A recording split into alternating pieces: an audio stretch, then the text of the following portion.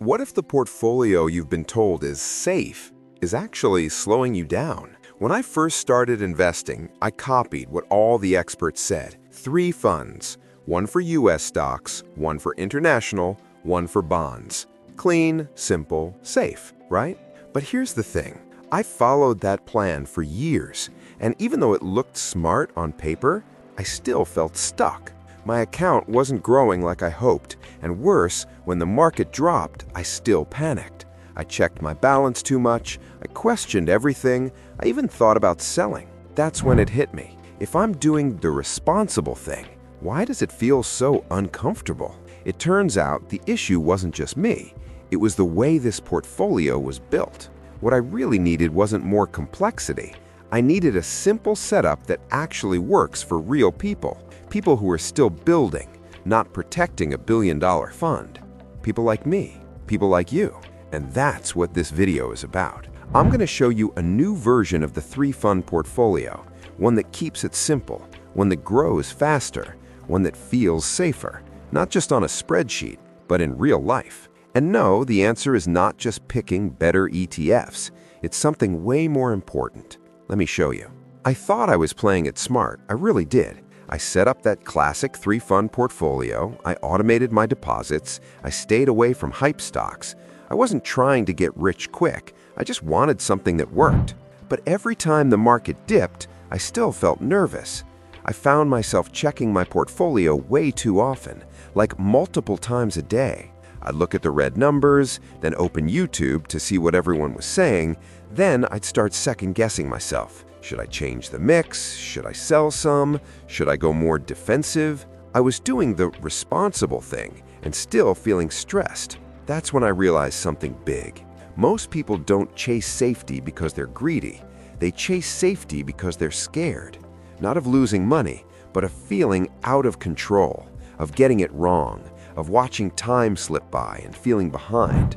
And here's the weird part. The more I tried to build a safe portfolio using conventional ideas, the more worried I felt. So I started asking a new question. What kind of portfolio actually feels safe and also grows? Because if it doesn't feel safe, you won't stick with it. And if it doesn't grow, what's the point? A lot of people think the answer is more funds, more slices, more exposure, more diversification. And that sounds smart until you zoom out. It's kind of like wearing a winter coat every day of the year just because some days get cold. Sure, you're covered, but now you're sweating most of the time just to avoid being cold a few days a year. We do this with portfolios too. We add more asset classes, more ETFs, more stuff just in case there's a crash, just in case this sector drops, just in case we get it wrong. But here's the truth. Owning more stuff doesn't always lower your risk. It just makes your portfolio more complicated and often more mediocre. Let me show you one simple stat. Over the past 90 years, the US stock market has gone up roughly 75% of the time in any given year. That means 3 out of 4 years are growth years. Only about 1 in 4 is a down year. So ask yourself, why build your entire portfolio around fear of that 1 year if it means you miss out on the gains from the other 3? More isn't always better. Sometimes it's just heavier. So the real question becomes, if more isn't better, what is the right kind of safe? And what would that portfolio actually look like? One that feels steady, grows well, and still lets you sleep at night. Let's build it. When people think about risk, they picture the market dropping. But the real risk, it's not what the market does, it's what you do next. Most investors don't lose money because of crashes. They lose money because of behavior. They panic. They sell too early. They switch strategies. They try to time things. They chase headlines. The biggest leak in your portfolio is often you. And I say that with full honesty because I've been that person. I've sold out at the wrong time. I've jumped into something shiny. I've convinced myself I was being smart when I was really just scared. Here's how I think of it now. There are 2 types of investors. The freedom builder, slow, steady, focused on the long game, and the headline chaser, always reacting, always tweaking, always stressed. The freedom builder doesn't need to win every week. They just need to not quit. So the question becomes, how do you build a portfolio that supports that identity? What setup helps a freedom builder stay steady, keep investing, and feel calm, even when the news says panic? There are 3 buckets that do this, and we're about to build them. Now let me be fair to the old 3-fund portfolio. The idea behind it is still good. The strategy says keep it simple, own the full market, stay diversified, don't chase trends. That part I completely agree with, but the ingredients inside that strategy, they were built for a different world. Here's what the classic 3-fund portfolio usually includes. 1 fund for US stocks like VTI or VOO, 1 fund for international stocks like VXUS, and 1 fund for bonds like BND. Back when this setup became popular, those 3 buckets gave you exposure, balance, and protection. But the world has changed. US companies today are global. The internet flattened borders, and bonds don't always behave like they used to, especially when interest rates spike. So while the strategy still works, the specific tools inside it might need an update, because if the road's changed and you're still using the same old map, you might end up somewhere you didn't mean to go. That's what led me to rebuild the portfolio, to keep the simplicity, but swap in tools that work better today. So, which 2 parts do I replace, and what do I put in their place? Let me show you. The first bucket, I'm not changing that one, because boring works. This is your foundation, a broad US stock market ETF, something like VTI or VOO. It gives you hundreds, even thousands of US companies in 1 fund. Big names, small names, the entire economy, basically. This bucket keeps you anchored. You're not guessing which company will win. You're not watching headlines. You're not getting tempted to pick the next Tesla or panic sell the next Netflix. This one decision takes care of your stock-picking anxiety for life. Plus, the cost is almost nothing. VTI's expense ratio is around 0.03%. That means for every $10,000 you invest, you're paying about $3 a year. That's less than a latte. So if you want a solid, low-maintenance way to own the US market and not screw it up, this is it.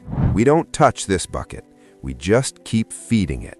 Now, here's the next question. How do you add speed without adding chaos? That brings us to bucket number 2. This is your growth engine. It's the part of your portfolio that helps you build wealth faster, as long as you respect it, because growth is powerful, but it can also be dangerous if you overdo it. This bucket is where I use a focused growth ETF, something like SCHG, VUG, or QQQM. These ETFs lean into high-performing sectors, especially tech, innovation, and future-focused companies. And here's why that matters. Over the last 10 years, a fund like QQQ, which tracks the NASDAQ 100, had an average annual return of about 19%. Now compare that to VXUS, which represents international stocks. It returned around 8.5% per year over the same period. Same market, same decade, very different outcome. That's not a knock on international. International investing isn't bad. It's just not always the best engine. It doesn't always give you the growth you think it will. And in today's global economy, most US companies already do business around the world. So in this bucket, I pick US-based growth ETFs because I'm trying to go faster, not just be global. Now, let's be honest. Growth ETFs move fast, both ways. They can grow like crazy and drop just as fast. So the next question is key. What protects you when growth drops hard? What part of the portfolio keeps you sane when this one goes red? That's exactly what the third bucket is for. Now let's talk about the bucket that shocks most people. It's the one that's supposed to be safe. Traditionally, this is where bonds come in. And honestly, that's how I started too. I thought bonds will protect me when stocks drop. They're slow, but they're steady. But here's what actually happened. In 2022, stocks fell, and so did bonds, hard. The S&P 500 was down about -18%, BND, a major bond ETF, dropped about -13%. Meanwhile, SCHD, a dividend ETF made of actual companies, was only down around -3%. That year flipped the script. I thought my bonds would be my seatbelt. Instead, they felt like another airbag that didn't go off. And here's the key point. Safe depends on the year. Bonds aren't broken, but they're not guaranteed protection either. So that raised the real question. What do we use instead to stay steady and keep moving even when the market is shaky? That's when I found something better for my third bucket, and it completely changed how I invest. This is what I call the dividend hustle bucket. It's not bonds. It's a quality dividend ETF like SCHD or VYM that invests in real companies with strong track records and consistent cash flow. This bucket does two powerful things. First, it gives you a steadier ride. These companies tend to be more established, less volatile, and focused on long-term value. And second, and this part's huge, it pays you actual cash, dividends. That cash creates psychological safety. When your portfolio is red, but you're still getting paid, it changes how you feel. You're less likely to panic, less likely to sell, more likely to stay invested. That's the real power of dividends, not just the return, but the behavior shift they cause. Let's look at one stat. Over the last 10 years, SCHD has returned around 11.5% per year, with a dividend yield close to 3.8%. So not only did it grow steadily, it also paid out cash the whole way. This bucket became my favorite for long-term comfort. It's not flashy, it's not fast, but it helps me hold the plan when other parts get loud. So now that you know the three buckets, how do you know how much to put in each one, especially as you get older? Let's make that easy. You won't have to guess. One of the biggest mistakes I see is when people pick a portfolio and never adjust it. But your life changes, your goals change, and the way your portfolio is balanced should change with it. The three ETFs stay the same. What changes is the weight, how much of each one you hold. Let me break it down clearly. If you're in your 30s, 45% growth, 35% core, 20% dividend. You've got time on your side. Use it to grow. If you're in your 40s, 35% growth, 40% core, 25% dividend. Still building, but now balancing speed with stability. If you're in your 50s, 25% growth, 40% core, 35% dividend.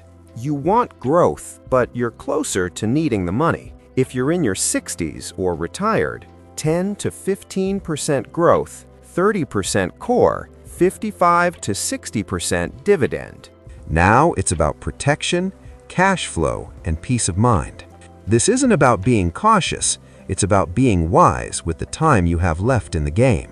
But even the best ETF mix can fall apart if you're forced to sell during a crash. That's why there's a last twist you need to know. It's the part that saved me from selling low, and it's what I call the sleep rule. Here's the rule. Never be in a position where you're forced to sell in a downturn. That's it. When you get close to retirement, or if you're already living off your investments, I want you to keep 1 to 3 years of living expenses in cash, not invested, just sitting in a high-yield savings account. Why? Because if the market drops and your growth ETF is down 30%, you don't want to touch it. You don't want to sell it at a discount just to pay rent.